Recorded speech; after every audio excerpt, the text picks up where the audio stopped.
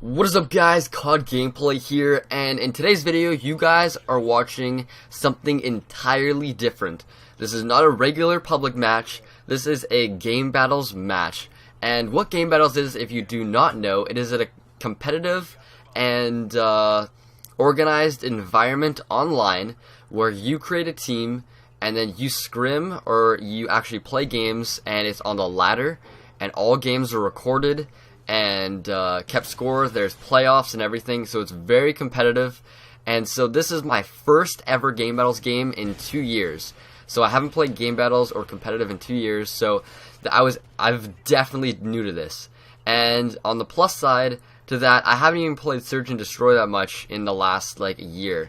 So this is basically one of my first Search and Destroy matches of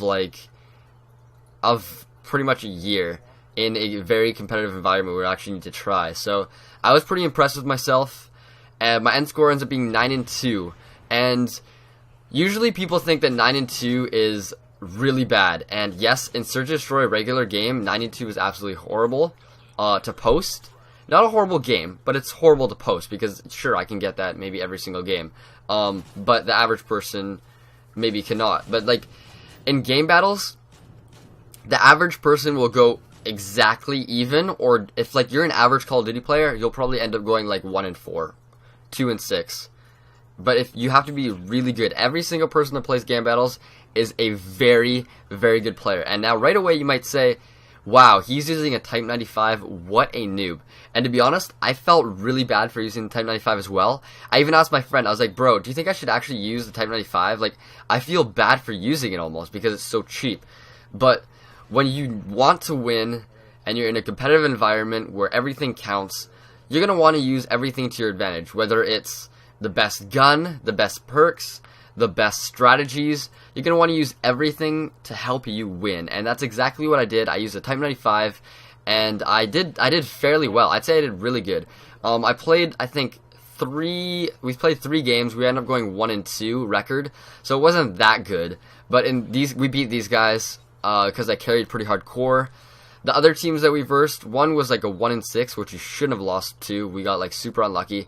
And the other team was like 230. They were absolutely insane, and they had some crazy strats. And the worst part about it as well, every single Game Battles match that we played, we had outposts. This shitty map. I hate outposts so much, and somehow we get it every single time. And it was funny because I was like, you know what, should we go GB variant, which is only 5 maps. It's like Arcaden, Hard Hat, but it's like usually it's better teams that pick that. I'm like, I think we should do it. My friend's like, no, let's just stay default. What's the chance of getting outpost? It says that 2 times. Both times we got outpost. Ridiculous. But at least we end up winning this game. You notice how I go extreme conditioning, quick draw, dead silence. In GB, this game, sit rep was off, and also in GB, or Game Battles, I call it GB because it's just for short, and that's what most people do call it. There's specific rules, so you cannot use sit rep, you cannot use kill streaks, you cannot use blast shield, recon, 2 attachments, rapid fire. There are tons of different things that you cannot use to make it on a somewhat even playing field, and so there's no like bullcrap. There's no noob tubes. That's all you can set it, but most people set it so no bullcrap on anything, so it's all skill. And another thing that you notice is that I'm playing really passive.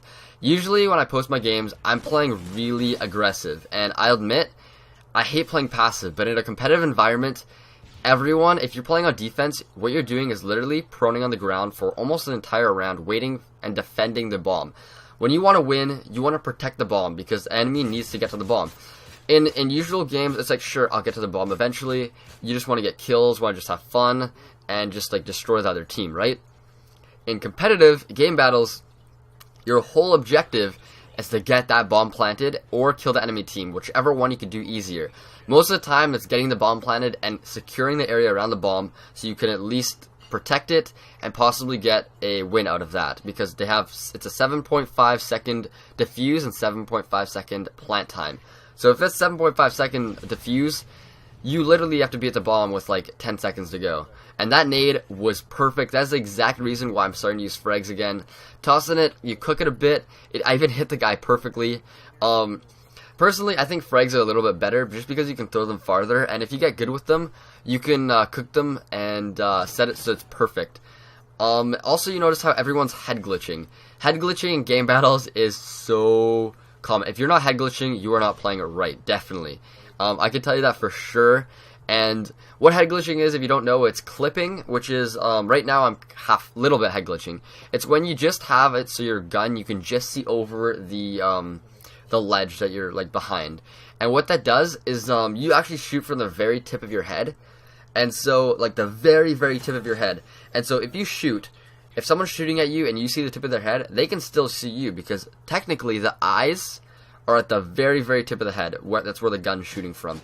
It's kind of weird, but that's just how the game's played. It's not actually shot from, like, directly from the hip, which would kind of make more sense. But then again, what would, like, you be running? You see over a barrel and you're shooting, and it's like, oh, I can't shoot over the barrel.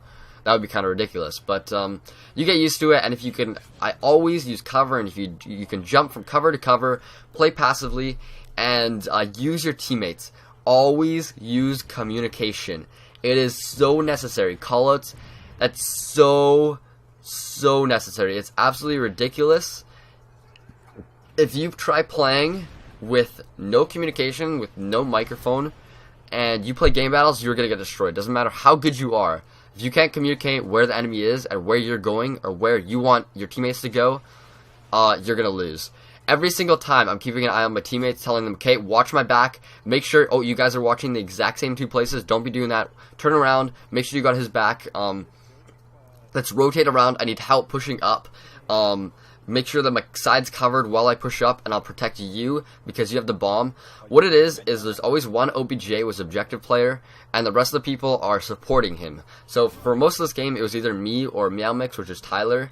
He was the OBJ. Usually the OBJ is the strongest people, because you don't want the bomb dropping on the ground. But anyways, I'm Called Gameplay. Thank you so much for watching, and I will catch you guys later. Like if you guys enjoyed and want to see some more competitive games, because I have tons of fun playing it. I might be live streaming some as well, because it gets really, really intense. But anyways, I'm Called Gameplay. Thanks for watching. I'll catch you guys later. Peace.